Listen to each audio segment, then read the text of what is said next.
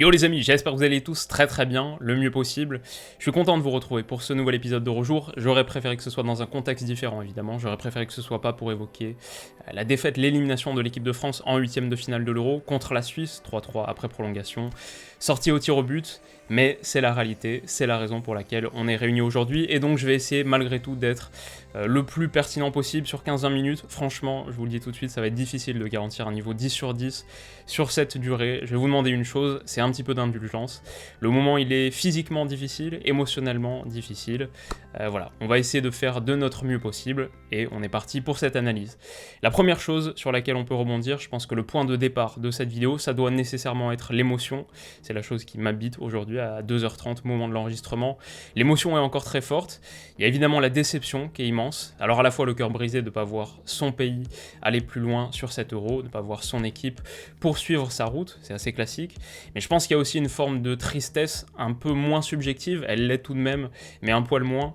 C'est le regret moins supporter et plus observateur du foot au sens large, qui s'articule autour du fait que ce tournoi perde déjà Paul Pogba par exemple, perd déjà Karim Benzema, perd une de ces formations qui est collectivement la moins aboutie, on est d'accord, mais qui était capable de certaines des plus belles séquences tout de même, des plus belles illuminations, des plus beaux gestes. Je suis vraiment dévasté que la route des Bleus s'arrête si tôt. Donc ça c'était la première chose, à évacuer immédiatement, même si ça va prendre un petit peu de temps, à être pleinement évacué, c'est le point de départ. Et avant de procéder à l'analyse à proprement parler de la rencontre, je pense qu'il y a un deuxième point qu'on doit soulever, et c'est peut-être la chose la plus importante qu'on va dire sur cette vidéo, c'est un grand bravo aux Suisses. Alors je sais que c'est facile de le dire, première chose, et je sais aussi que c'est pas facile aujourd'hui d'évacuer la déception. Je pense que sur le coup de la déception, c'est quelque chose qui est difficile à ressentir, mais on grandit énormément en tant qu'être humain quand on réussit à être heureux pour l'autre. Ça, c'est vraiment quelque chose que je pense qui transcende totalement le foot. Réussir à développer cette empathie, pas que dans les moments négatifs, aussi dans les moments positifs, être pleinement heureux pour autrui, pour des personnes qu'on connaît pas nécessairement. On grandit vraiment en tant que personne quand on réussit à le faire. Et là, vu le scénario, vu le match renversé une première fois, qu'il renverse à nouveau, avec un but égalisateur au bout du bout, avec cette dramaturgie Seferovic-Gavranovic, avec une séance de tir au but remportée au 10e tir contre ton voisin, tout ça pour aller accéder à un quart de finale de compétition internationale majeure pour la première fois de ton histoire. C'est sans l'ombre d'un doute le plus grand match que le foot suisse ait connu, et ça mérite distinction, ça mérite reconnaissance, ça mérite félicitations. Je pense vraiment qu'aimer le foot, c'est comprendre que les grands moments de ce sport ne sont pas que ceux qui vont dans notre sens. Ils sont pas tous conçus pour notre petite personne. En tant que Français, on sait assez bien ce que c'est d'être heureux footballistiquement, et quand on sait aussi que c'est une sensation que tout le monde mérite de vivre. Donc voilà en gros pour ce préambule, maintenant le match, la partie qu'on va essayer de décortiquer le plus possible. La réalité c'est que sur ces 120-130 minutes de foot, si on compte le temps additionnel, 120-130 minutes, on aurait facilement pu en faire 120-130 minutes de vidéo. Donc je vais essayer de synthétiser au maximum ce que j'en pense, pour avoir une lecture principale. Ensuite, je compléterai par quelques observations en vrac dans la foulée, des petites pensées pêle-mêle, un petit point joueur par joueur aussi, et enfin on finira comme d'habitude sur la note du match. Petit avertissement, elle atteint des hauteurs jusqu'ici inexplorées. Donc c'est un beau programme, et on est parti sur la synthèse. Ce que je dirais, c'est que la France est revenue dans ce match grâce à la folie qu'elle est capable d'imprimer, de générer. Ça, on le dit depuis le début du tournoi, et même depuis plusieurs années, sur sa capacité à faire d'une étincelle un incendie. C'est un leitmotiv qu'on a régulièrement exploité, que ce soit sur une passe scalpel de Paul Pogba, ou une frappe astéroïde de Paul Pogba, comme sur le troisième but, que ce soit sur une combinaison tranchante à l'initiative d'Antoine Griezmann, sur un contrôle orienté à la Bergkamp signé Karim Benzema, sur une percussion bien sentie de Kingsley Coman.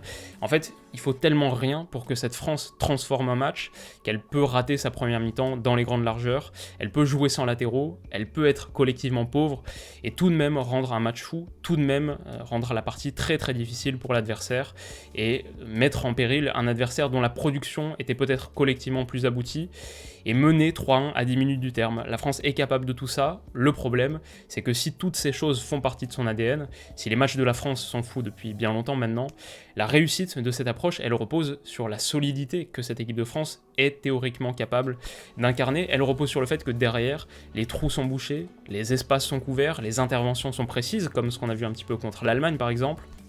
Hier, la France n'a pas eu à rougir de sa production offensive, je pense que personne n'ira dans ce sens, elle termine à 26 tirs, une pléthore de ballons touchés dans la surface adverse, du jeu tranchant dans le dernier tiers, de la percussion abondante, et même 3,1 expected goal en 120 minutes, mais on va plutôt dire 75 minutes, vu la première période où il y a quasiment rien qu'on peut enlever.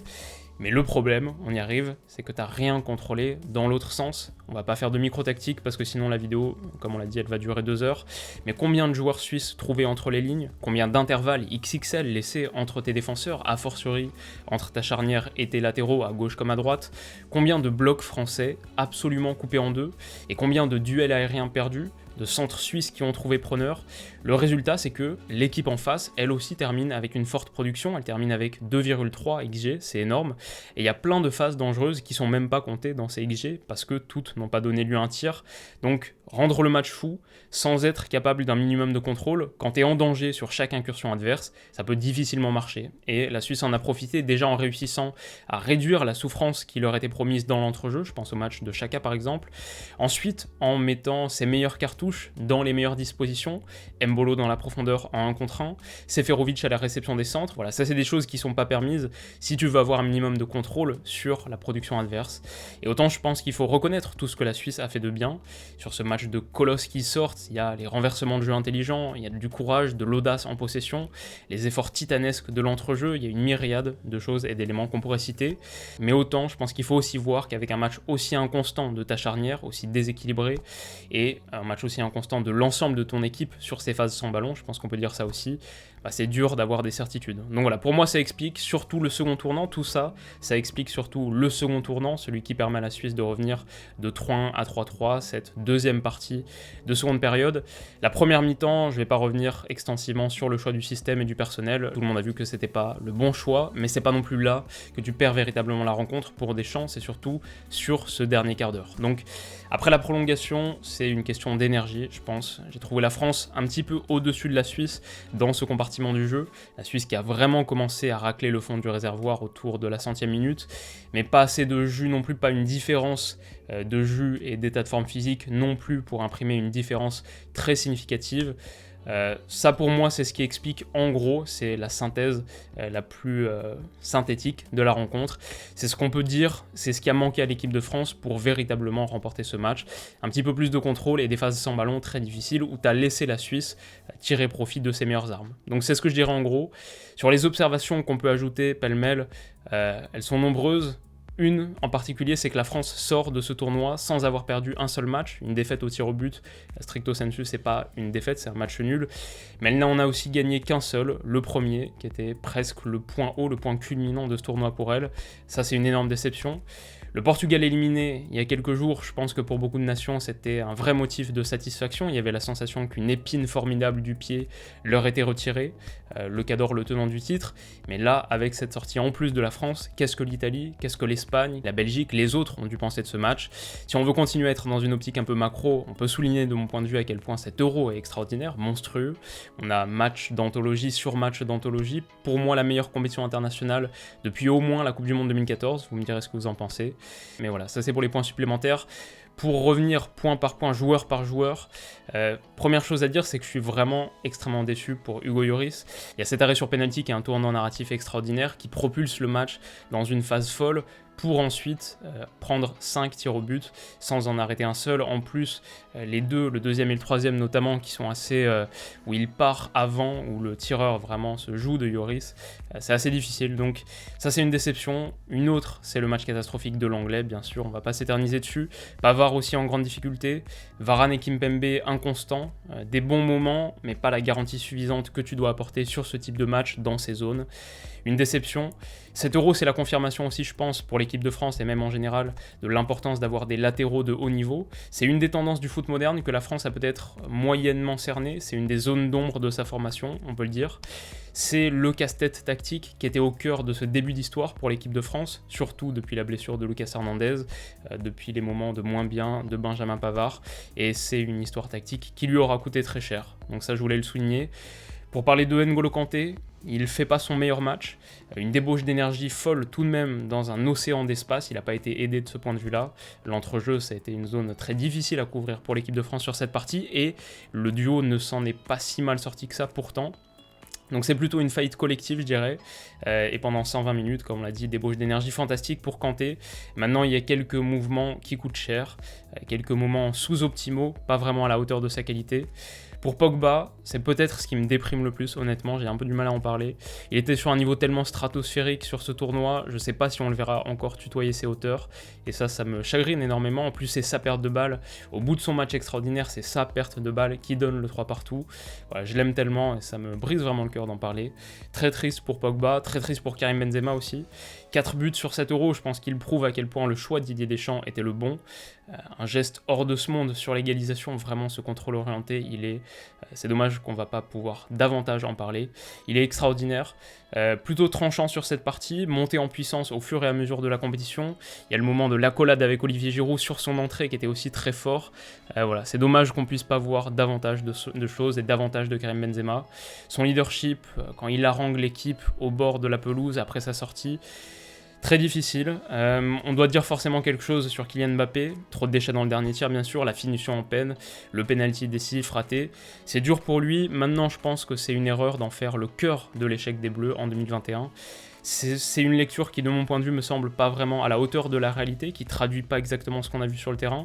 Ce match est raté, c'est une certitude. Un joueur de la trempe et du profil surtout de Kylian Mbappé doit faire mieux dans le dernier tiers pour être décisif et pour réussir une bonne partie. Le tournoi dans son ensemble est assez compliqué. Maintenant, je pense que on va dire que les ratés les plus évidents vont faire passer dans l'ombre les moments de contribution à des séquences collectives dans le dernier tiers, à des combinaisons de ce trio qui ont été très productives, même sur ce match là.